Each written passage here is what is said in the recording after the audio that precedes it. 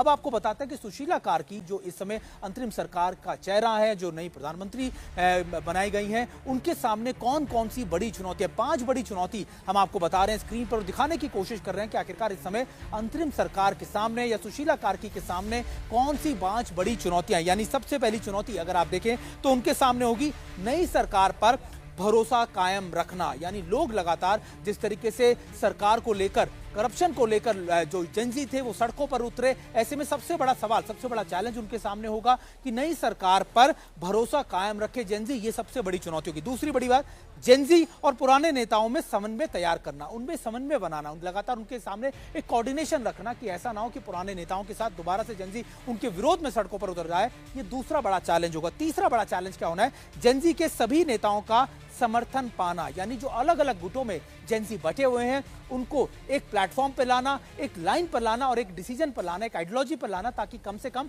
उनके मतभेद सरकार के कामकाज में विरोध पैदा ना कर पाए और वो एक प्लेटफॉर्म पर एक दिशा में चले। चौथा बड़ा, अंतरिम सरकार को भ्रष्टाचार से मुक्त रखना। यानी भ्रष्टाचार सबसे बड़ा कंसर्न है, ये सबसे बड़ी आप कह सकते हैं कि अंडरकरंट था जिसको लेकर जेंजी सड़कों पर उतरे। सोशल मीडिया जरूर एक चिंगारी हो सकता था, लेकिन सबसे बड़ा चैलेंज था करप्शन और आर्थिक असमानताएं, जिनको लेकर जेंजी या फिर जो युवा थे वो सड़कों पर उतरे। और यही सबसे बड़ा चैलेंज, एक और चौथा बड़ा चैलेंज इस समय सुशीला कार्की के सामने खड़ा होगा। पांचवा बड़ा चैलेंज क्या होगा, बर्बाद हो चुके नेपाल को फिर से निर्माण करना। यानी जो हिंसा के दौरान जो घटनाएं हुई, जो पार्लियामेंट को आग लगाई गई, जो आप कह सकते हैं प्रधानमंत्री आवास हो या प्रधानमंत्री का कार्यालय हो, सुप्रीम कोर्ट हो, उनके डिस्ट्रिक्ट एडमिनिस्ट्रेशन के ऑफिसेज हो और कई दूसरे इंस्टीट्यूशंस हो, उनको जो लगातार आगजनी की गई, उनको नुकसान पहुंचाया गया, उसको रिवाइव करना, ये होगा पांचवा बड़ा चैलेंज। आखिरकार कैसे नेपाल की जो चीजें हैं, जो उनके कार्यपाली है या फिर उनकी न्याय प्रणाली है, उसको कैसे पटरी पर लाना,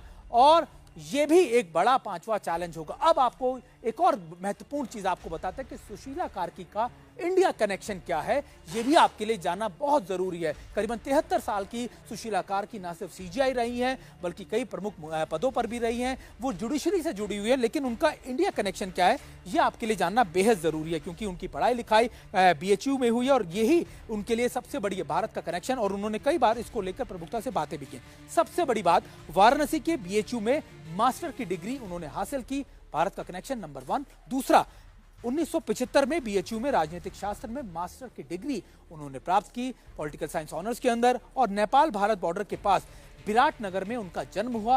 ये तीसरा बड़ा कनेक्शन, तीसरा बड़ा प्रमुखता से हम आपको बता रहे हैं। वाराणसी और गंगा नदी से गहरा लगाव उनका रहा है। कई बार उनको इस बारे में कहते हुए और उनके अपने अनुभवों को साझा करते हुए भी बताया जाता है। और हिंदी बोलने में महारत हासिल है, उनकी हिंदी बहुत अच्छी है। शायद यही बड़े कनेक्शन है जिसको लेकर बहुत पॉजिटिविटी के साथ देखा जा रहा है कि आने वाली सरकार, अंतरिम सरकार जो ये आई है, इसके साथ ना सिर्फ नेपाल के जो आप कह सकते हैं कि रिश्ते हैं वो बेहतर होंगे, बल्कि नेपाल के अंदर और चीजें बहुत अच्छी होने वाली है। नेपाल की आर्थिक असमानता हो, करप्शन हो, उसको लेकर कई बड़े फैसले होने वाले हैं।